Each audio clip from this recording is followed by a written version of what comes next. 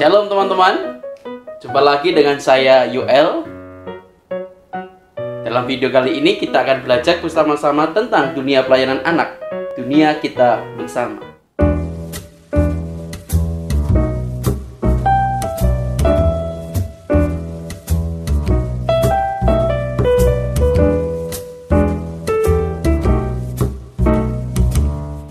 Nah teman-teman, pernah nggak ya di antara kalian yang kesulitan untuk mengajar anak-anak di usia balita?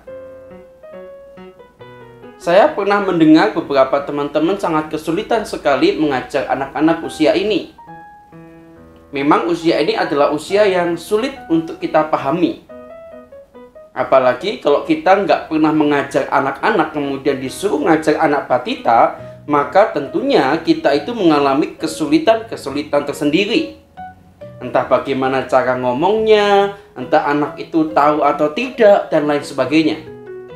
Tentu ada beberapa hal yang harus kita pahami sebelum kita mengajar anak balita, sehingga kita harus mengenal anak balita dengan lebih dekat dahulu sebelum kita mengajar mereka. Nah, dalam video kali ini saya akan membagikan beberapa hal yang harus teman-teman ketahui tentang anak-anak balita. Yang pertama, anak-anak balita itu memiliki konsentrasi yang terbatas, teman-teman. Jadi kalau teman-teman itu mengajarnya terlalu lama, saya pastikan mereka tidak akan menangkap dengan baik.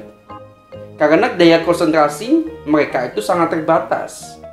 Waktu saya belajar, teman-teman bila ada yang salah dalam video ini, teman-teman bisa komen di bawah. Sama-sama kita saling belajar. Di dalam pembelajaran saya dan pengalaman saya mengajar anak balita, saya menemukan bahwa tatkala daya konsentrasi anak balita itu terbatas, maka kita itu punya waktu untuk bercerita firman kepada anak-anak balita itu maksimal 5 menit saja. Tatkala kita bercerita dengan waktu yang lebih, maka anak-anak mudah sekali terpengaruh dengan aktivitas yang lain. Maka gunakan waktu 5 menit itu untuk mengajar dengan baik, teman-teman. Namun, jangan salah tangkap. Keterbatasan anak balita menangkap dalam waktu 5 menit itu, dia sangat lebih suka tatkala cerita itu diulang-ulang. Apalagi dengan kata-kata yang sama. Anak balita akan lebih mudah sekali menangkap hal itu. Maka ceritanya harus berulang-ulang. Itu yang pertama, teman-teman. Yang kedua, teman-teman harus juga paham bahwa anak balita itu belum bisa memahami banyak kata. Nah, waktu saya mencoba belajar dengan hal ini, saya menemukan bahwa anak balita itu dia mulai menghafal kata itu hanya 900 kata. Dan kebanyakan adalah kata-kata benda. Nah, waktu dia berusia hampir 4 tahun begitu, kata-katanya bisa bertambah menjadi 1.500 kata. Jadi teman-teman, kalau teman-teman itu mengajar anak-anak balita, teman-teman harus paham bahwa mereka memang kata-kata mereka itu terbatas. Kata-kata yang mereka miliki atau pahami itu terbatas. Sebab itu teman-teman harus mengajar dengan hal-hal yang ada di sekitar mereka. Contohnya tentang kegiatan sehari-hari mereka. Pasti mereka akan sangat paham. Anak balita itu juga punya keunikan tersendiri. Mereka suka dengan kata-kata yang baru tatkala kata-kata itu berirama.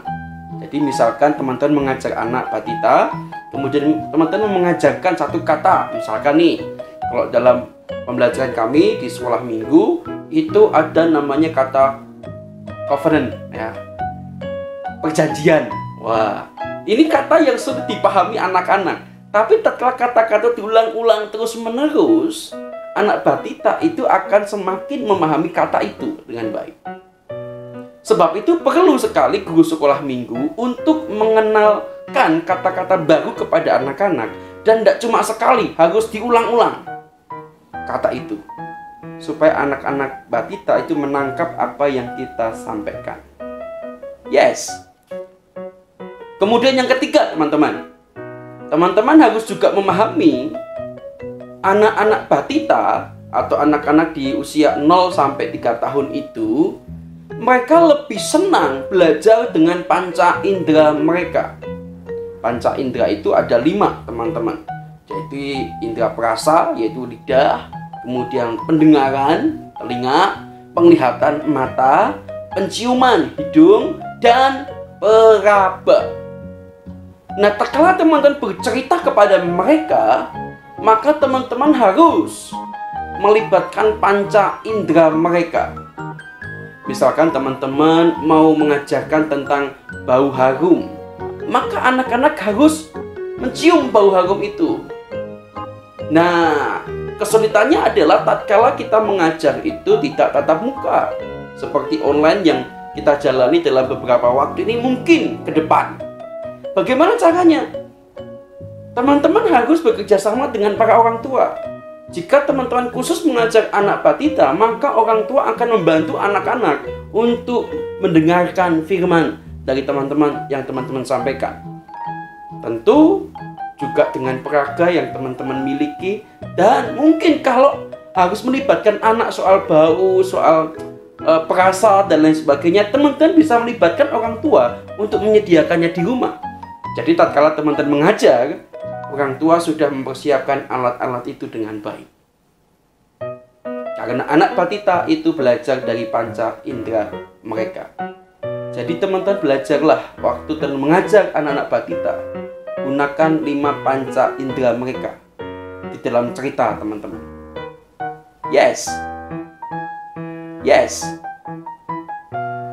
Kemudian yang keempat, teman-teman juga harus paham bahwa anak batita itu punya rasa ingin tahunya itu tinggi.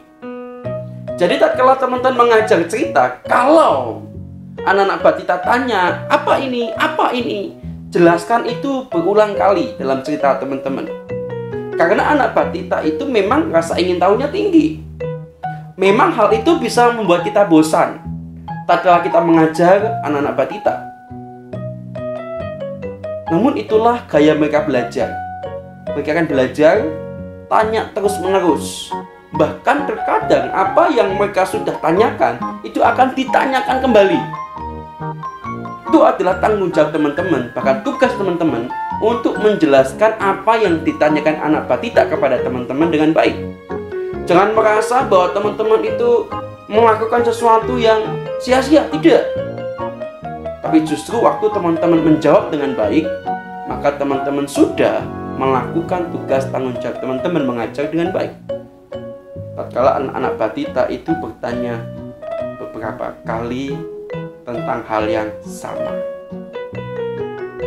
Kemudian yang kelima, teman-teman, yang terakhir, yang teman-teman juga harus pahami sebelum teman-teman mengajar anak batita, yaitu adalah anak-anak batita itu masih belajar tentang waktu. Jadi mereka itu baru belajar gitu loh, baru belajar tentang waktu. Maksudnya apa sih? Apakah anak-anak sudah tahu jam? Belum. Anak-anak batita masih belum tahu jam berapa dan lain sebagainya. Tapi anak-anak baru mengerti. Misalkan begini, hari ini. Jadi keterangan waktu mereka baru mulai belajar. Kemudian besok, kemarin. Jadi seperti itu mereka belajarnya. Jadi teman-teman, kalau teman-teman bercerita kepada anak-anak batita, teman-teman harus sertakan keterangan waktu supaya mereka bisa membayangkan. Nah, teman-teman yang dikasih Tuhan, itulah yang saya pahami tatkala saya mengajar anak batita. Jadi kalau teman-teman mau mengajar anak batita, bahkan teman-teman yang sedang belajar bagaimana sih caranya mengajar anak batita, kelima hal yang saya sarankan tadi teman-teman harus pelajari dengan baik. Yang pertama adalah daya konsentrasi anak-anak batita itu terbatas. Kedua, anak-anak belum bisa menangkap banyak kata karena memang pembelajaran mereka masih sedikit sekali. Kemudian anak-anak batita itu juga cara belajarnya menggunakan panca indera mereka. Jadi sebisa mungkin kelima panca indera itu harus dilibatkan dalam cerita kita untuk mengajar anak batita. Kemudian anak-anak batita itu juga punya style atau punya kekhususan dalam rasa ingin tahu. Mereka akan tanya bolak-balik kepada kita. Teman-teman harus jawab dengan sebaik-baik mungkin. Kemudian yang terakhir, yang kelima adalah anak-anak batita itu masih belajar tentang keterangan waktu.